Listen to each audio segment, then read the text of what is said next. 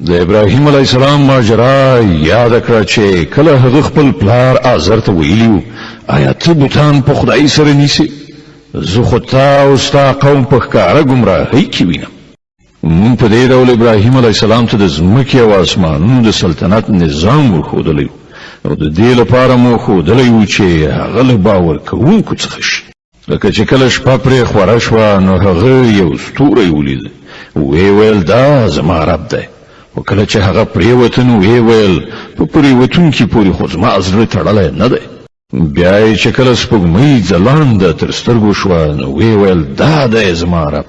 خو کله چې هغه هم پرېوتله نو ویې ویل که زما رب ما ته لارښوونه نه وای کړې نو زه به هم له ګمراهانو څخه شوی وای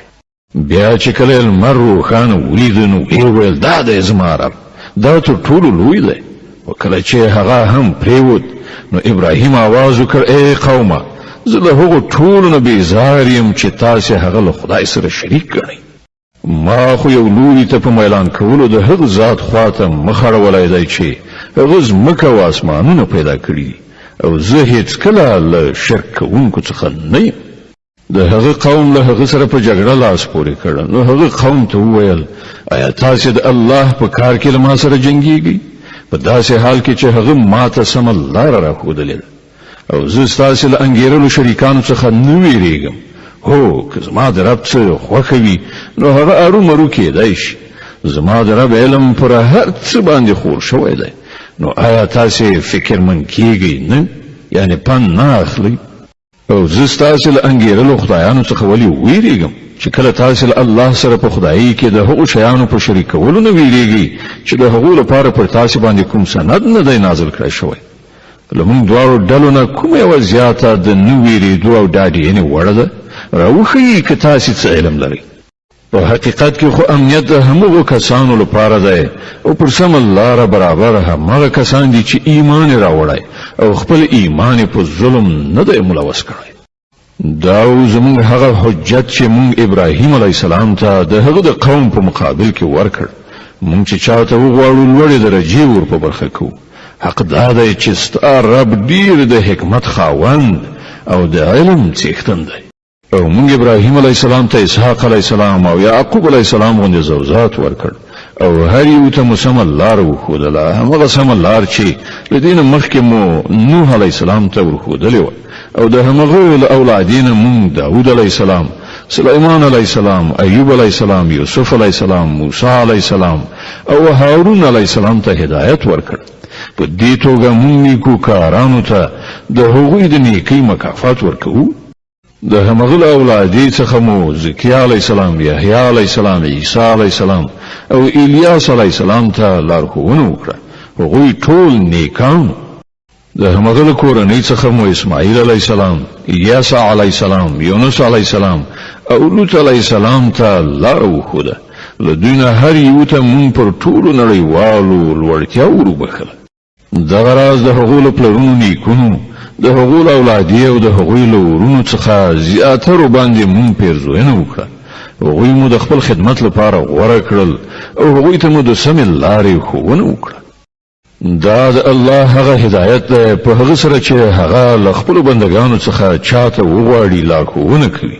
خو که کله هغوی شرک کړی وای نو د هغوی ټول عملونه به عبث ګرځېدلي وای دا همغه کسانو چې موږ ورته کتاب شریعت او پیغمبري ورکړې وه اوس که دا خلک د هغه له منلو څخه انکار کوي نو پروا نشته موږ څه نورو خلکو ته دا نعمت ورسپارلی دی چې له هغه څخه منکران نه دي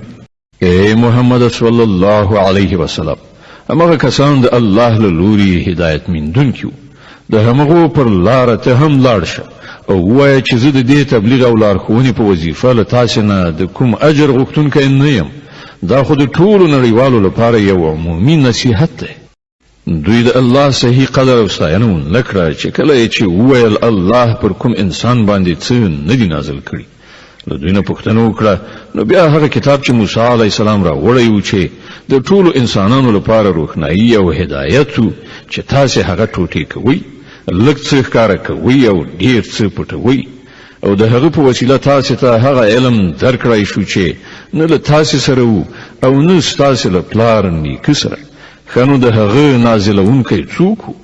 صرف دومره ووایه چې الله بیا یې په خپلو دلیل بازیو کې لوبو کولو ته پرېږده.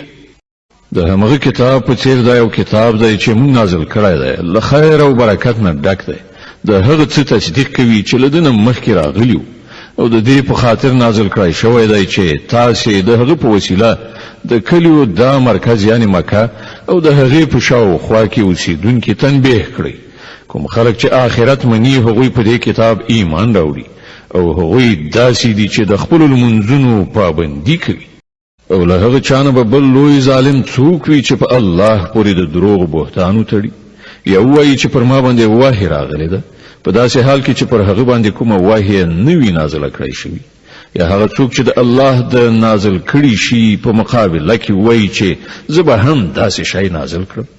کاش کې ته ظالمان په هغه وخت کې ولیدلای شي چې هغوی د ځنکدن په سختیو کې غوټې وهونکي وي او په رښتیا په لاس غځولو ورته ویونکي وي چې راوړئ وباسئ خپله ساه. نن به تاسې ته د هغو خبرو په مجازات کې رسوا کوونکی عذاب درکړی شي چې تاسې په الله پورې د ناحقه تور په ټپلو کولې او د هغه د آیاتونو په مقابل کې مو سرغړونې څخه کار اخیست.